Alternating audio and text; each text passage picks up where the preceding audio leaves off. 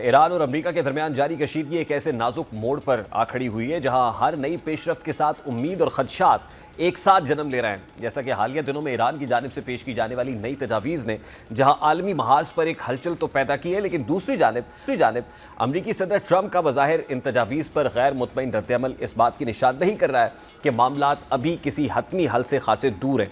यही वजह है कि सवाल शिद्दत के साथ उभर रहा है कि क्या वाकई जंग के खात्मे की उम्मीदें मध्यम पड़ने लगी हैं, या ये सब एक बड़ी सफारती बसात का हिस्सा है जिसके तहत दोनों फरीकैन अपनी अपनी पोजीशन मजबूत करने में मसरूफ़ हैं। यही वजह है कि वाइट हाउस में होने वाला हालिया अहम इजलास इसी तनाजुर में गैर मामूली अहमियत का हामिल समझा गया, जहाँ सदर ट्रंप ने अपने कौमी सलामती के मुशीरों के साथ ईरान की तजावीज़ का तफसीली जायज़ा लिया। इन तजावीज़ में ख़ास तौर पर आबनाए हुर्मुज़ की नाकाबंदी के खात्मे और जौहरी प्रोग्राम को बाद के मराहिल में ज़ेर बहस लाने की बात शामिल थी। इजलास के बाद इब्तदाई इतलात में यह तासुर सामने आया कि ट्रंप ने ईरानी तजावीज़ को यकसर मुस्तरद कर दिया है। ताहम अमरीकी मीडिया की रिपोर्ट्स ने इस तासुर को किसी हद तक वाज़ेह किया और यह बताया कि अगरचे इस अहम इजलास में फौरी तौर पर कोई पेशरफ सामने नहीं आई, लेकिन पसे पर्दा सफारती राब्ते बदस्तूर जारी है। इससे यह अंदाज़ा लगाना मुश्किल नहीं कि मामलात मुकम्मल तौर पर बंद गली में दाखिल नहीं हुए, बल्कि एक पेचीदा मुज़ाकराती अमल जारी है। जबकि इसी तनाजुर में तर्जुमान वाइट हाउस की जानिब से भी यह वाज़ेह किया गया है कि ईरान को जौहरी हथियारों के हुसूल से रोकना ट्रंप इंतज़ामिया की अव्वलीन तरजीह है। यही वो बुनियादी नुकता है जिस पर अमरीका किसी किस्म की नरमी दिखाने को तैयार नज़र नहीं आता। दूसरी जानिब अमरीकी वज़ीर ख़ारजा मार्को रूबियो का सख्त लहजा इस पोजीशन को मज़ीद वाज़े कर देता है, जैसा कि उनका मीडिया से बात करते हुए दो टोक अंदाज में कहना था कि अमरीका ईरान की जानिब से आबनाए हुनरायत को किसी सूरत कबूल नहीं करेगा और ना ही किसी मुल्क को आलमी बहरी रास्तों पर अपनी मर्जी मुसल्लत करने की इजाज़त दी जाएगी। अब मार्को रूबियो के इस बयान के बाद यह तासुर मज़ीद गहरा हो गया है कि दोनों फरीकैन के दरमियान मुज़ाकरात फ़िलहाल जुमूद का शिकार हैं। जब एक फ़रीक अपने बुनियादी मौक़िफ़ से हटने को तैयार ना हो और दूसरा फरीक अपनी शराइत पर इसरार करे, तो ऐसी सूरत हाल में पेशरफ की रफ्तार सुस्त होना फितरी अमर है। यही वजह है कि सिफारती सतह पर गो के राब्ते जारी हैं, लेकिन अमली तौर पर अभी तक कोई बड़ा ब्रेक थ्रू सामने नहीं आ सका है। ऐसे में पाकिस्तान का किरदार भी बदस्तूर खासी अहमियत इख्तियार कर गया है और इत्तलात के मुताबिक पाकिस्तान पसे पर्दा सिफारती कोशिशें जारी रखे हुए है ताकि किसी न किसी तरह खित्ते में कशीदगी को कम किया जा सके। पाकिस्तान की कोशिश है कि दोनों फरीकैन के दरमियान एक ऐसा पुल बनाया जाए जिसके जरिए बातचीत का सिलसिला ना टूटे। ताहम हकीकत यह भी है कि अमरीका अपनी शराइत पर पूरा खेल खेलना चाहता है, जबकि ईरान किसी भी सूरत में इन शराइत को मनोअन तस्लीम करने पर आमादा नहीं है। यही बुनियादी तजाद मुज़ाकराती अमल की सबसे बड़ी रुकावट बनकर सामने आ रहा है। दूसरी जानिब ईरानी क़यादत के बयानात एक मुख्तलिफ तस्वीर पेश करते हैं। जैसा कि ईरानी वज़ीर ख़ारजा अब्बास इराक़ची का अपने एक बयान में कहना है कि अमरीका खुद मुज़ाकरात का ख्वाहिशमंद है, क्योंकि अमरीका जंग के ज़रिए अपने मकासद हासिल करने में नाकाम रहा है और इसीलिए अब मुज़ाकरात की राह इख्तियार की जा रही है। इस तरह ईरान के नायब वज़ीर दिफ़ा रज़ा तलाई ने का बयान भी सामने आया और उस बयानिए को तक़वियत देता है कि अमरीका को अपनी गैर कानूनी और गैर माकूल शराइत तर्क करना होगी, क्योंकि वो अब दुनिया पर अपनी पॉलिसी मुसल्लत करने की पोजीशन में नहीं रहा। अब ईरानी क़यादत के इन बयानात का बगौर जायज़ा लिया जाए तो ये वाज़ेह होता है कि तेहरान एक मजबूत नफसियाती बरतरी कायम करने की कोशिश कर रहा है। वो ये तासुर देना चाहता है कि अमरीका दबाव में है और मुज़ाकरात की मेज़ पर आने पर मजबूर हो चुका है। ताहम दूसरी जानिब अमरीका का सख्त मौक़िफ़ इस तासुर को चैलेंज करता है और यह ज़ाहिर करता है कि वाशिंगटन अब भी अपनी शराइत पर किसी मुआहदे का ख्वाहिशमंद है। यही तजाद दरअसल इस पूरी सूरत हाल को पेचीदा बना रहा है। ये तमाम हालात और वाक़यात एक बड़ा सवाल खड़ा करते हैं कि अगर दोनों फरीकैन के दरमियान बदएतमादी की फ़ज़ा इसी तरह बरकरार रही और एक दूसरे के मुतालबात को मुसलसल मुस्तरद किया जाता रहा, तो क्या ख़ित्ता एक बार फिर किसी बड़े तसादुम या खाना जंगी की तरफ बढ़ सकता है। माजी के तजर्बात ये बताते हैं कि जब सफारती रास्ते बंद हो जाते हैं तो जंग का ख़तरा बढ़ जाता है। इस वक्त doctor Irfan Ali Fani international relations expert है, उन्होंने हमें ज्वाइन किया है। इस पर मजीद उनसे बात करते हैं। अस्सलाम वालेकुम डॉक्टर इरफान अली फ़ानी, बहुत बहुत शुक्रिया, thank you very much for joining us. सबसे पहले तो डेडलॉक बदस्तूर बरकरार नजर आ रहा है और ये खबर भी अपनी जगह पर है कि अमरीका ने ईरानी मुतालबात मुस्तरद कर दिए हैं, जिसमें उनका बड़ा मुतालबा आबनाए हुर्मुज़ की नाकाबंदी को ख़त्म करना है, लेकिन अमरीका इस नाकाबंदी को ख़त्म करने को तैयार नहीं है। देखिए रेहान, इस वक्त अमेरिका अपने, जैसे आपने अपने तारुफ में भी कहा है कि वो अपने दाव पेच लगा रहा है और अमेरिका जो ईरान है वो अपनी एक नपी तुली जो डिप्लोमेसी है वो आपको करता हुआ नज़र आ रहा है। अल्टीमेटली अमेरिका को या डोनाल्ड ट्रंप को ना 1983 जिस तरीके से रोनाल्ड रीगन ने उस वक्त किया था, सेम उसी तरह की उनको स्ट्रैटेजी अपनानी पड़ेगी। लेबनान के अंदर सिविल वॉर हो रही थी, अमेरिका ने वहाँ पे फौजें भिजवा दी, वहाँ पे हेडक्वार्टर के ऊपर एक खुदकुश हमला होता है, 241 के करीब अमरीकी फ़ौजी वहाँ पे मारे जाते हैं और कोई 60 के करीब जो फ्रांसीसी फ़ौजी हैं वो हलाक होते हैं। तो अल्टीमेटली रोनाल्ड रीगन जो था उसको पता था कि अगर मैंने अब फौज वापस बुला ली तो मेरे ऊपर कहीं शिकस्त का जो है वो ना लग जाए इल्ज़ाम कि ये शिकस्त खुर्दा हो गया है, या ये ना हो जाए कि अमेरिका और उसको जो सियासी नुकसान है अगले इलेक्शन में हो जाए। लेकिन हम देखते हैं कि वो अगले इलेक्शन भी जीत गया, और वो समझदार था और उसको पता था कि इस वक्त एक तो तरफ लेबनान ने तो जो उसका नुकसान होना था, लेकिन जो नुकसान अमेरिका का हो रहा था वो सिर्फ अमेरिका का नुकसान नहीं था, बल्कि वो एक आलमी नुकसान में चीज तब्दील हो रही थी। बिल्कुल इसी तरह की सिचुएशन आज आपको नजर आ रही है। एक तरफ ईरान है, और Iran can endure more pain than USA. Iran मुजाहमत करता रहा है, मुजाहमत करता आया है। 12 रोज़ा जंग हो, 40 रोज़ा जंग हो, 44 साल की पाबंदियां हो, ईरान आपको खड़ा ललकारता हुआ नजर आता है। अमेरिका जो है वो अगरचे उसके ऊपर दबाव में लाने की कोशिश कर रहा है, लेकिन अल्टीमेटली ये अमेरिकन स्टेक्स हैं कि अमेरिका को अल्टीमेटली उन मुतालबात के ऊपर आना पड़ेगा और वहां पे कॉम्प्रोमाइज करना पड़ेगा जहां पे आप कह रहे हैं कि इस वक्त डेड लॉक है।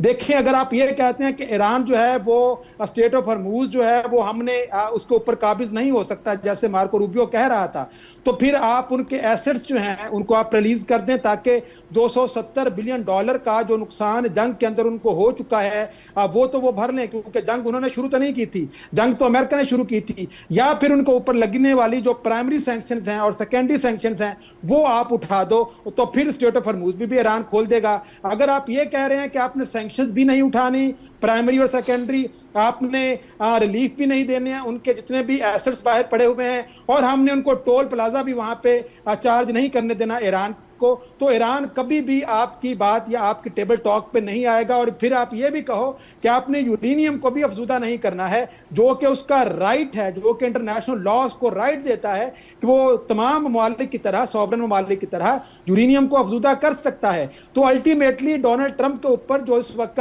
डोमेस्टिक प्रेशर है, चीन का भी उसने दौरा करना है, फीफा वर्ल्ड कप वहां पे होने वाला है, नवंबर के अंदर मिड टर्म इलेक्शन होने वाले हैं, और कांग्रेस के अंदर 60 दिन अब मुकम्मल हो चुके हैं, और कांग्रेस भी अब उनसे वजाहत मांगेगी कि आप किस तरीके से ये जो जंग है इसको रिज्यूम कर सकते हैं। और अगर आप नेवल ब्लॉकेड को भी इसी तरीके से कंटिन्यू करोगे और स्टेट हरमूज भी इसी तरह से बंद रहेगी, तो अगले आने वाले 10 से 15 दिनों के अंदर जो आलमी माईशत का हाल होगा उसके अंदर डोनाल्ड ट्रंप ने तो यह कहा था कि मैं ईरान को स्टोन एजेस में भेज दूंगा।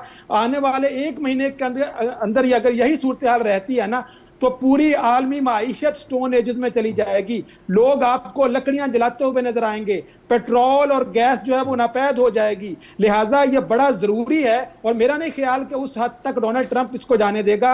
वो अल्टीमेटली एक प्रेशर और दबाव के टैक्टिक्स को इस्तेमाल कर रहा है। उसको अब रियलिस्टिक डिप्लोमेसी अपनानी है, प्रैग्मेटिक डिप्लोमेसी अपनानी है।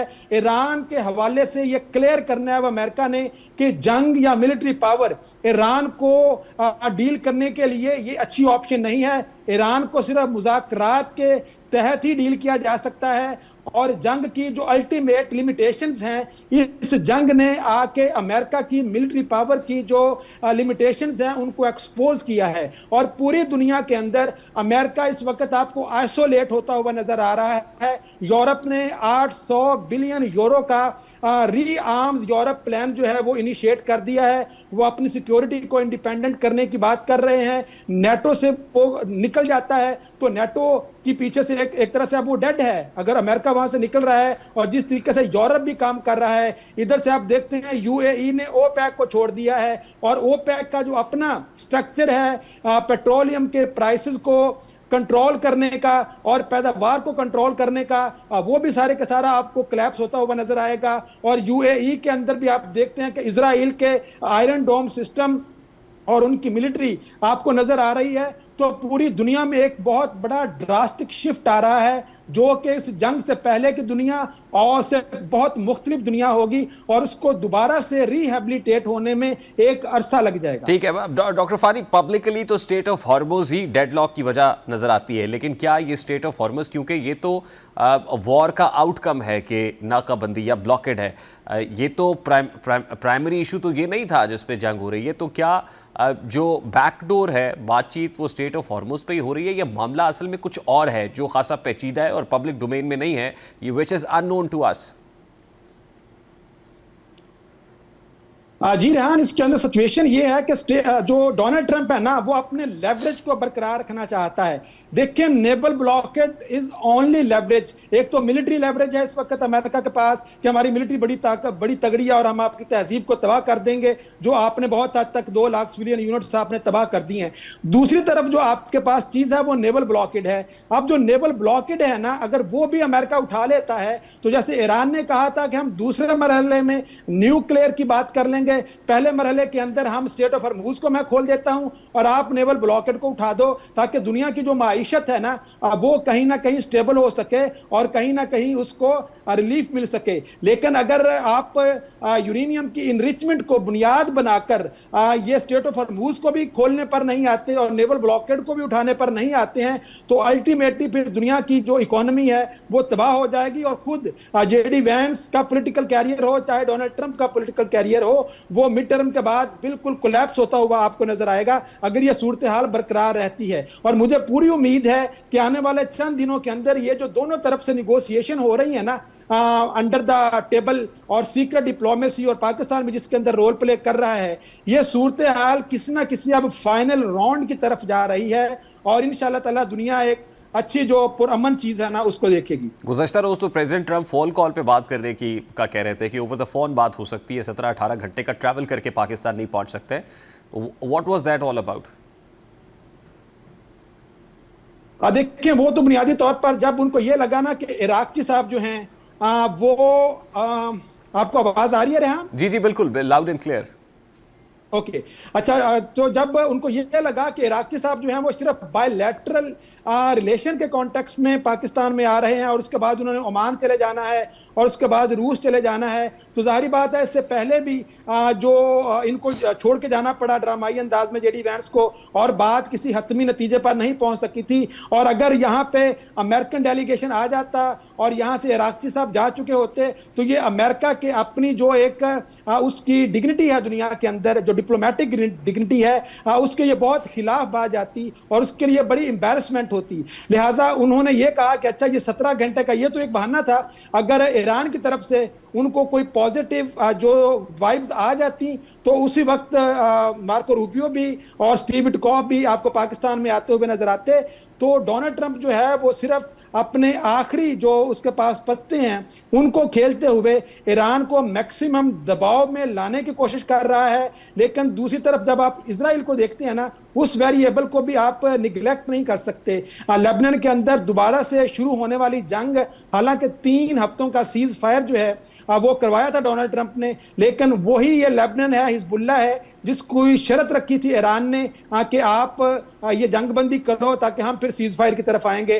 तो इजराइल ने इसीलिए लेबनान के अंदर भी जंग जो है वो शुरू कर दी ताकि ईरान जो है वो किसी तरह से इस कंडीशन के हवाले से मुज़ाकरा से पीछे हट जाए और मैं जंग जो है वो वहां पे लेबनान के अंदर शुरू रखूंगा। तो क्योंकि ये सूरत हाल बहुत पेचीदा है और बहुत सारे इसके अंदर इंटरनल, डोमेस्टिक और ग्लोबल एलिमेंट शामिल हैं, लिहाजा लेकिन एक बात कन्फर्म है कि दोबारा जंग की तरफ इंशाल्लाह ताला जो मामलात है ना वो नहीं जाएंगे। अल्टीमेटली इसी जो इस वक्त शैडो वॉर एक तरह से चल रही है, एक फ्रोजन कॉन्फ्लिक्ट आपको नजर आ रहा है, इसी कॉन्टेक्स्ट में कहीं ना कहीं आगे अमन का रास्ता निकल आएगा। बहुत बहुत शुक्रिया doctor Irfan Ali, English expert हमारे साथ मौजूद थे।